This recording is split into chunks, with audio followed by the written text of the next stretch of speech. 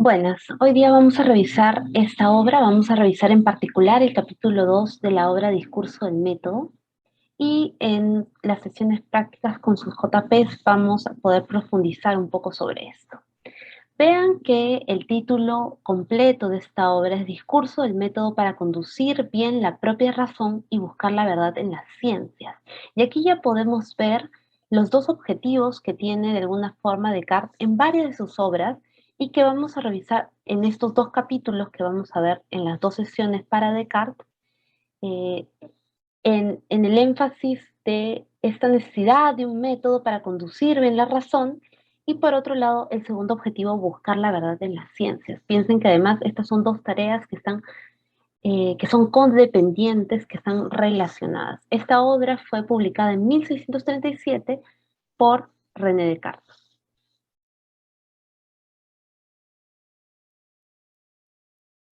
Los puntos que vamos a revisar parten de estas dos preguntas: ¿cuáles son las ideas planteadas por el autor en el capítulo 2 y cuál es la relevancia de sus ideas para la filosofía de la ciencia?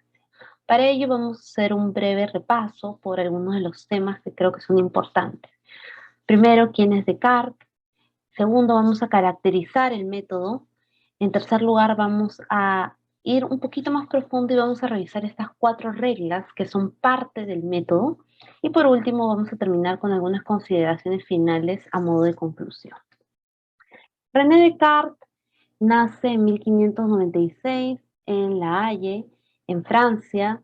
Él, como les mencionaba, tiene varias obras que son importantes para la filosofía y además me gustaría mencionar que hay varios de los temas que vamos a ver en esta obra en particular que se mencionan en otras obras suyas. Entonces, vean que el tema de la verdad, el tema de la duda como método, el tema de la construcción, además de un método que sea sistemático, que sea ordenado, que sea claro, son temas que Descartes va a trabajar en varias de sus obras, ¿no? Entre estas obras importantes está Reglas para la Dirección del Espíritu, escrita en 1628, Meditaciones Metafísicas, una de las obras más importantes del autor, en las que además toca varios de los temas que hemos visto, que vamos a ver ahora, que es de 1641, Principios de la Filosofía del 44 y Las Pasiones del Alma del 49.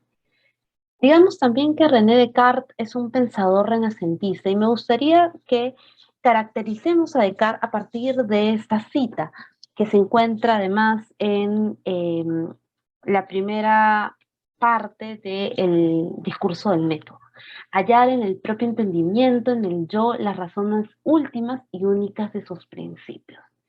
Y digo que a partir de esa cita caractericemos este rasgo renacentista porque precisamente la obra de Descartes nace con este objetivo de darle al yo, al sujeto, el lugar primordial,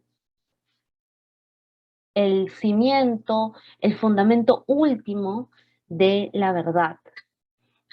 Este rasgo renacentista precisamente se caracteriza por ir diluyendo la autoridad que tenían tanto la Biblia, ¿no?, como fuente de conocimiento, como también las obras de Aristóteles.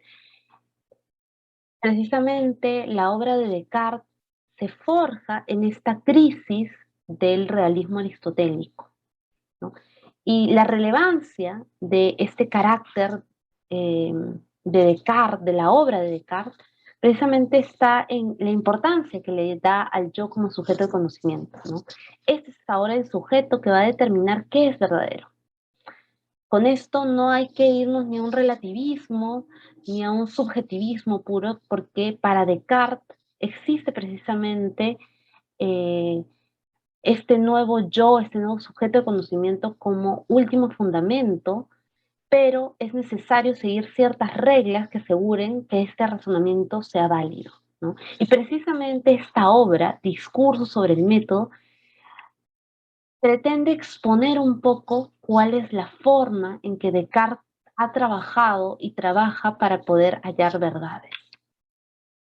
El discurso del método, piensen nuevamente que, y Descartes lo dice en algunas partes de sus obras y en cartas a amigos, que estaba pensado no para enseñar el método, sino simplemente para mostrar cuál era el método que él utilizaba. Descartes parte de la idea de que el buen sentido, razón, como facultad de distinguir lo verdadero de lo falso, es una facultad que tiene la gran mayoría de personas, solo que debe ser dirigida mediante un método. Por eso, él pretende exponer el método que ha utilizado para dirigir su propia. El método fue formado a partir de las consideraciones y máximas que el autor había ido revisando con el fin de aumentar gradualmente el conocimiento. Piensen nuevamente en ese segundo objetivo que veíamos ya en el título, ¿no? Generar verdades, crear verdades, darle cimiento a las verdades de la ciencia. El método es una práctica asidua. Vean que es una especie, una forma de dirigir el razonamiento. Exige, dice Descartes, un riguroso y paciente ejercicio de intelecto común que se atiene a las reglas del método. Y lo que caracteriza al método es esta búsqueda de claridad y distinción. Descartes buscaba un conocimiento claro y seguro sobre el que apoyar primeros principios tanto para las ciencias como para la filosofía. Este término de claridad y distinción que es mencionado en varias de las obras de Descartes son las características de una idea evidente. En sus meditaciones lo describe así: puedo establecer como regla general que todo lo que percibo clara y distintamente es evidente. Y entiende Descartes por claridad a esto. Llamo conocimiento claro al que se presenta de un modo manifiesto a un espíritu atento. Este es parte de los principios para la filosofía, el principio 1, parágrafo 45. Y por distinción, Descartes nos menciona: entiendo por conocimiento distinto el que es tan preciso y tan diferente de todos los demás que solo comprende lo que manifiestamente aparece al que lo considera como es debido. También principio 1, parágrafo 45. Vean entonces que este es un rasgo que tiene que tener todo lo que quiere ser considerado verdadero: claridad y distinción. Por lo tanto, este método se convierte también en una especie de examen de veracidad. Descartes intuye que muchas ideas están establecidas sobre opiniones u otras ideas que no tienen cimientos sólidos. Precisamente en la primera parte del método, él empieza a reflexionar cómo existen ideas atenerizas que provienen de otros y que sobre ellas él ha ido construyendo, al igual que también la tradición filosófica, los principios con los que se maneja, con los que estudia la verdad de las cosas. Por lo tanto, estos cimientos tienen que pasar un examen de veracidad, y si no lo pasan, deben ser suprimidos. Incluso llega a ser la analogía de que muchas veces debe ser necesario derribar una casa cuando los cimientos no son sólidos, precisamente porque una casa con cimientos no sólidos puede resquebrajarse en cualquier momento, puede no resistir a un sismo, puede caerse y puede traer mucha inseguridad, ¿no? Además, Descartes reconoce que este es un proyecto audaz y lo dice sabiendo que su tarea es difícil, pero que es una tarea que él mismo se ha propuesto y que va a seguir hasta llegar al punto final. Mis designios nunca han sido nunca otros que tratar de reformar mis propios pensamientos y edificar sobre un terreno que me pertenece a mí solo. Este es un proyecto bastante audaz, pues busca deshacerse de todas las opiniones recibidas. Sin embargo, él sabe que es necesario. Además, indica que no todos se atreven a dudar, ¿no? Él menciona claramente que muchos más bien prefieren seguir lo que dicen otros y que otros que dudan tienen un problema porque no siguen un método. Entonces, él se atreve a dudar, pero lo va a hacer siguiendo ciertas reglas. Y entonces aquí es donde él va a empezar ya en la parte 2 directamente lo que es la construcción del método, ¿no?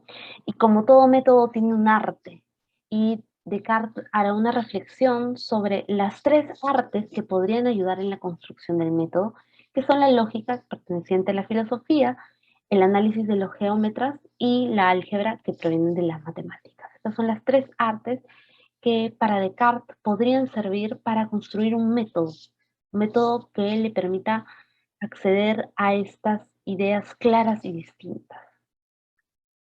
Descartes va a considerar esas tres artes y va a darse cuenta que existen algunos problemas con esas tres artes. En la lógica dice, el silogismo sirve para explicar a otros las cosas ya sabidas, pero en muchos casos los silogismos contienen mezcladas ideas verdaderas e ideas falsas, ¿no? Y ese es un primer problema que hace que Descartes no le dé tanta importancia a la lógica, aunque va a tener un papel importante en el método. Pero también él evalúa el análisis de los antiguos y el álgebra de los modernos y, y cae en cuenta que estos refieren a materias muy abstractas. Y cuando revisemos las reglas del método, precisamente él quiere alejarse de lo abstracto, él quiere regresar a lo simple y a lo concreto. Y por eso él va a buscar construir un método que junte las ventajas de estas tres artes, pero excluye sus defectos, ¿no? Y nos va a proponer 4 reglas. La regla de la evidencia, la regla del análisis, la regla de la síntesis y por último la regla de la revisión. Empecemos por la regla de la evidencia. Nos dice aquí en la página 53 del texto que ustedes están leyendo, no admitir como verdadera cosa alguna, como no se supiese con evidencia que lo es decir, evitar cuidadosamente la precipitación y la prevención, y no comprender en mis juicios nada más de lo que no hubiese en ninguna ocasión de ponerlo en duda. Verdadero, solo es lo que se presente claro y distinto en nuestro pensamiento. ¿Okay? Remitiéndonos a lo que decíamos de claro y distinto. Vean que acá además habla de que hay que evitar la precipitación. Hay que tratar solo de quedarnos con los juicios que no puedan ponerse en duda. Esa es la regla de la evidencia. ¿Okay? Piensen además la similitud con el método científico, ¿no? Tomar los hechos, los fenómenos, lo evidente, lo que se presenta ante el observador cuidadoso. En segundo lugar tenemos la regla del análisis. Y esta regla del análisis consta en dividir cada una de las dificultades, nos dice Descartes, que examinaré en cuantas partes fuera posible y en cuantas requiriese su mejor solución, ¿no? La regla del análisis entonces consiste en dividir de lo complejo a lo simple, en cuantas partes sean necesarias. Luego tenemos la regla de la síntesis, que más bien es el movimiento contrario al del análisis. La regla de la síntesis indica que debemos conducir ordenadamente mis pensamientos, dice Descartes, empezando por los objetos más simples y más fáciles de conocer, para ir ascendiendo poco a poco, gradualmente, hasta el conocimiento de los más compuestos, e incluso suponiendo un orden entre los que no se preceden naturalmente. Entonces, luego del análisis, en el que hemos dividido lo complejo en lo simple, vamos a hacer el movimiento contrario y vamos a partir de lo simple que ya hemos analizado y vamos a ir ascendiendo gradualmente a conocimientos más complejos. Por último está la regla de la numeración, que es una especie de revisión, y dice Descartes, hacer en todos unos recuentos tan integrales y unas revisiones tan generales que llegase a estar seguro de no omitir nada. Y esta es una regla muy importante porque muchas veces se separa el trabajo en la regla de la síntesis, ¿no? Y él más bien quiere asegurarse que no se esté escapando nada, que no se esté filtrando ningún tipo de idea, opinión, conocimiento que pueda ser indubitable. Entonces, esta regla de la enumeración es importante precisamente para poder evitar este tipo de errores. Como consideración final, y esto lo vamos a ampliar con un segundo video en el cual veremos ya también las reflexiones acerca de este principio indubitable que Descartes llega, al que arriba, ¿no? Precisamente esta parte más bien era una exposición sobre cuál es el método. Y en una parte Descartes dice que el objetivo del método es acostumbrar al espíritu a verdades y no a falsas razones. Vean que esta idea de no acostumbrar requiere esto que mencionaba Descartes, es decir, que sea constante, que sea un ejercicio asiduo, que sea algo que se esté practicando permanentemente, porque hay que acostumbrar al espíritu a las verdades y no a las falsas razones. Se debe comenzar, dice Descartes, por las cosas más simples y fáciles de conocer. Nuevamente con esto va en contra de lo que muchas veces la tradición había caído, tener ideas muy abstractas, muy complejas, muy difíciles de conocer. Descartes más bien inicia con ello, y esto va a la par también de los desarrollos científicos, de la filosofía de la ciencia, de partir de los hechos, de los fenómenos, de las cosas que se pueden conocer,